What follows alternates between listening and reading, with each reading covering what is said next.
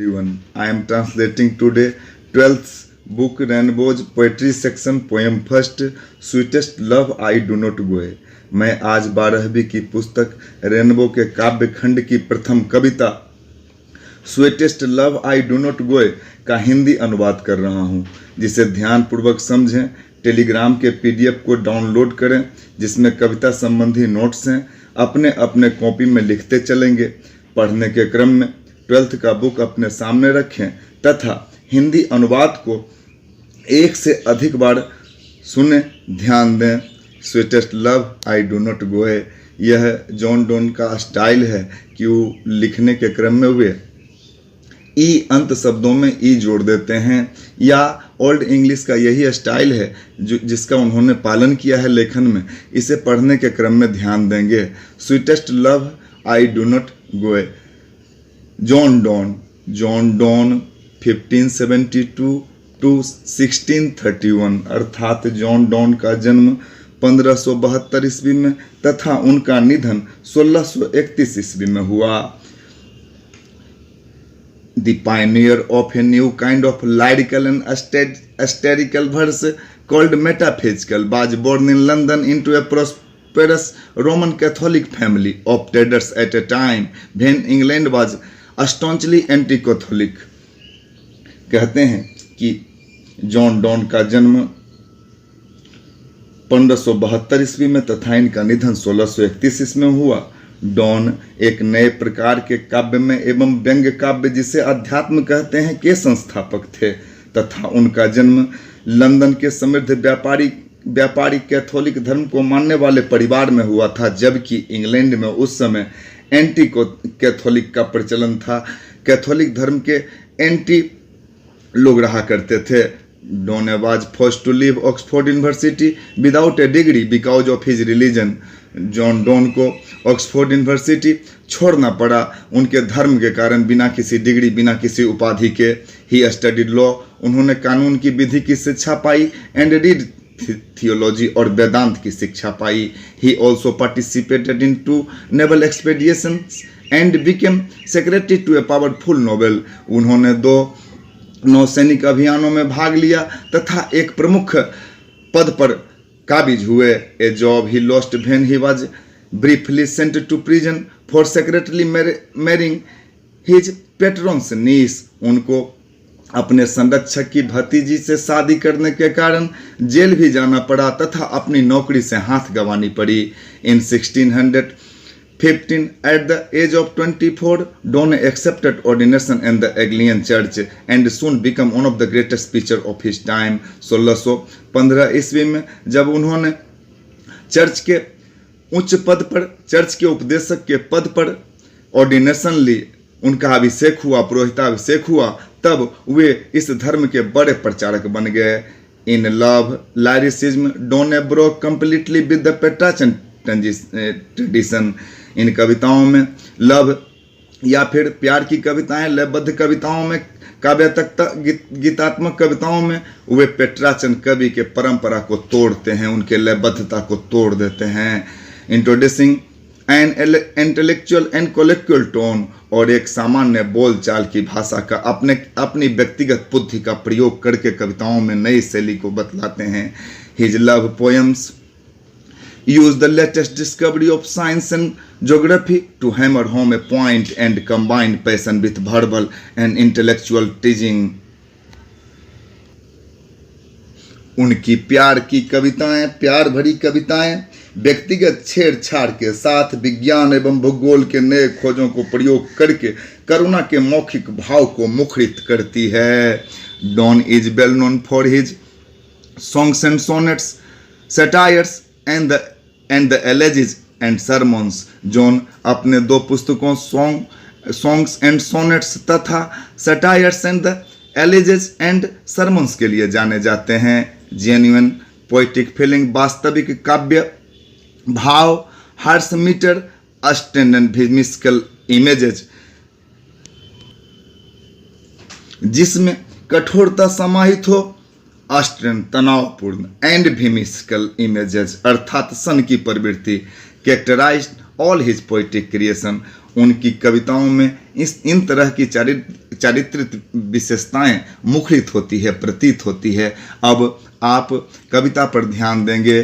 Sweetest love I do not go, हे प्रियतम मैं इसलिए नहीं जाता, इसलिए नहीं जाऊंगा, इसलिए नहीं जा रहा हूं कि sweetest love I do not go, हे प्रियतम मेरे प्रियतम मैं इसलिए नहीं जाता हूं कि जा रहा हूं कि फॉर बियरनेस ऑफ दी, कि तुम्हारे साथ रहते रहते मैं थक गया या थकान महसूस कर रहा। Nor in the hope the world can show a fitter love for me, यह भी आशा नहीं कि तुमसे बिछड़ने के बाद, तुमको छोड़ने के बाद कहीं और जाकर विश्व हमें अत्यधिक प्यार देगा, इससे अधिक प्यार की अनुभूति मुझे प्राप्त होगी। But since that I must die at last TISS best, कवि कहते हैं कि चूंकि प्रत्येक कोई को मर जाना है, मुझे भी मर जाना है, मौत ही सत्य है। टिस बेस्ट का मतलब इट इज बेस्ट, तब यह अच्छा है to use myself in jest, कि अपना प्रयोग में अपने आप को पुलकित रखूं, मैं अपने आप को मौज में रखूं, खुश रखूं। Thus by feigned this so die, और जब भी मृत्यु मेरे सामने आए मैं उसका अनावरण करूं, मृत्यु को स्वीकार करूं, लेकिन खुशी पूर्वक मौज पूर्वक जीवन जीना चाहते हैं कवि, तथा अपनी प्रियतम से कहते हैं कि इस आशा में मैं नहीं बाहर जा रहा, मैं कहीं नहीं जा रहा कि मुझे तुमसे अधिक कोई प्यार देगा या संसार प्यार करेगा। यस्टर नाइट मतलब यस्टरडे नाइट, बीती रात को द सन बेंट हैंस, सूरज अस्त हुआ था, बहुत जल्दी में चला गया था। And yet is here today, और आज भी सूरज यहीं है, अर्थात यात्रा करके मैं वापस लौट आऊँगा सूरज की भांति।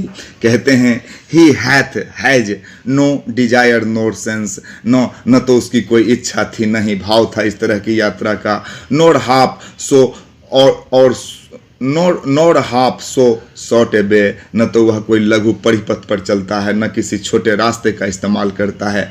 देन फियर नॉट मी, तब डर कैसा, जब सूर्य वापस आ सकता है, जब सूर्य प्रतिदिन जाता है और प्रतिदिन वापस आ जाता है अगले दिन, तब डरने की क्या बात। But believe that I shall make, लेकिन विश्वास कीजिए उनसे ज़्यादा, that I shall make a speedier journey since I take, मैं सूर्य से भी तीव्रतर जर्नी करूँगा, तीव्रतर यात्रा करूँगा और पुनः लौट आऊँगा, जल्दी से लौट आऊँगा। कभी अपने प्रियतम को समझा रहे हैं, कहते हैं मोर विंग्स एंड स्पुट्स देन ही, और यह तुम्हें पता ही होगा कि सूर्य किसी मनसा से प्रकाश नहीं करते, किसी मनसा से यात्रा नहीं करते अपने परिपथ पर मेरे पास तुमसे मिलने की मनसा होगी, ज़्यादा उत्प्रेरणा होगी, इसके साथ मैं तुम्हारे पास चला आऊँगा। अब कभी कहते हैं कि O feeble is man's power, O how feeble is man's power, मानव कितना कमजोर है, कितना असहाय है, कितना निर्बल है। That if good fortune fall, अगर दुर्भाग्य उसके सामने आती है,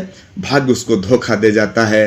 कैनॉट एबल अनदर हावर, एक क्षण नहीं जोड़ सकता, एक क्षण नहीं जोड़ता। कहते हैं नोर ए लॉस्ट आवर रिकॉल, और यह भी उसे पता है कि न तो खोया हुआ समय प्राप्त किया जा सकता है, बट कम बैड चांस, और इसके साथ क्या होती है कि बुरी नियति ही आती है, बुरे भाग्य ही आते हैं। कभी कहते हैं कि एंड बैड चांस के मतलब बुरा अवसर आया है, बुरा वक्त आया है। And we join to it our strength, जब भी नियति अपना खेल खेले, भाग्य साथ न दे, one should join to it with strength, किसी को भी इसका सामना अपने शक्ति से, बल से करना चाहिए। And we teach it art and length, और कला का इसे पाठ पढ़ाना चाहिए। बुरे वक्त में कला का प्रयोग करके, संघर्ष से उसका सामना करके उसका समाधान निकालना चाहिए। कवि का विचार है, कवि कहते हैं itself o'er us to advance, और यही स्थिति है जो आपको प्रगति के पथ पर ले जाएगा, आपको टूटने नहीं देगा, आपके जीवन को निर्बाध गति से आगे की ओर ले चलेगा। कहते हैं, कवि कहते हैं कि when thou sighest not wind, जब तुम क्रंदन करती हो, जब मेरी प्रियतमा क्रंदन करती है, यह हवा का झोंका नहीं होता। बट साइएस्ट माई सोल अवे, उसकी आहें हमारे आत्मा को उड़ा ले जाती, हमें शरीर विहीन बना देती है। कहते हैं व्हेन thou weepest unkindly किंडे, जब वह कराहती है, कहते हैं कि अनकाइंडली किंडे, जिस प्रकार से वह कराहती है, करुणा करती है, क्रंदन करती है। My life but blood doth decay, मेरे जीवन के रुधिर, मेरे जीवन के तंतु, मेरे जीवन के खून के रुधिर, मेरे जीवन के रुधिर पतन की ओर चले जाते हैं, उनका नाश होने लगता है। कहते हैं इट कैनॉट बी, ऐसा नहीं हो सकता कि that thou lovest me as thou sayest, जैसा तुम कहती हो कि मैं आपसे प्यार करता, आपको चाहता, आपका आवरण करता, आपको ध्यान में लाता, यह संभव नहीं हो सकता। If in thine my life thou waste thou art the best of me, तब तुमने मेरा सर्वोत्तम ले लिया और मेरे जीवन का क्षय होने दिया। अब अंतिम स्टेंजा में कवि कहते हैं let not thy divining heart forethink me any ill, कवि कहते हैं उसके निष्प्राण हृदय में, मेरे प्रियतम के निष्पाप हृदय में, बिना पाप के हृदय में, डाइविनिंग हर्ट में जो निष्पाप है, कहते हैं फॉर थिंक मी एनी इल, किसी प्रकार का मेरे प्रति दुर्भाव न आए। डेस्टिनी में टेक दाई पार्ट, नियति अपना खेल खेलेगी, इसमें कोई दो राय नहीं है। एंड में दाई फियर्स फुलफिल, और हमें भय मुक्त कर देगी, हमें भय के आवरण से बाहर ले जाएगी। But think that we are but turned aside to sleep, पर सोचिए कि हमें सोने में करवट बदलना ही है, एक दूसरे के मुख के अगेंस्ट सोना ही है, करवट लेकर जीवन जीना ही है। They who one another keep alive neither part be, कहते हैं वैसे व्यक्ति जो एक दूसरे को, वैसे प्रेमी प्रेमिका, वैसे व्यक्ति जो एक दूसरे को काफ़ी चाहते हैं, काफ़ी प्यार करते हैं, जो एक दूसरे के आगोश में रहते हैं, कभी जुदा न हो, यही कामना कभी करते हैं कि उनका जीवन कभी भी एक दूसरे से वे न बिछड़ें, सदा साथ रहें और उनकी जीवन नैया चलती रहे। कभी का विचार शाश्वत प्रेम के तरफ है, कभी शाश्वत प्रेम के तरफ इशारा करते हैं, कभी अपने जीवन में छल को जगह नहीं देते। ध्यान करें, इसे पढ़ें। Good day, bye.